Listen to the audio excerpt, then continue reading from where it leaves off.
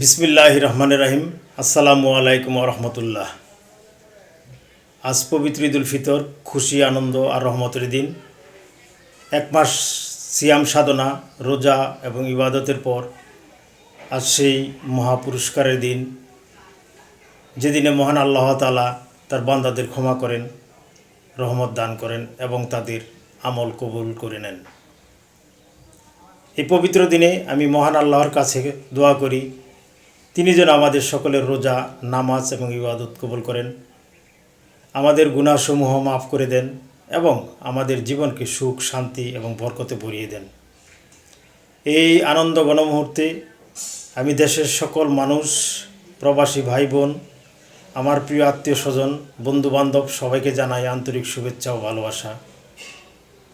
আসুন এই ঈদে আমরা সব ভেদাভেদ ভুলে একে অপরকে ক্ষমা করি, ভালোবাসা আর সহানুভূতির হাত বাড়িয়ে দিই এবং সবার মুখে হাসি ফোটানোর চেষ্টা করি। ঈদের আনন্দ হোক সবার জন্য, প্রতিটি ঘরে ঘরে ছড়িয়ে পড়ুক সুখ, শান্তি আর ভালোবাসা।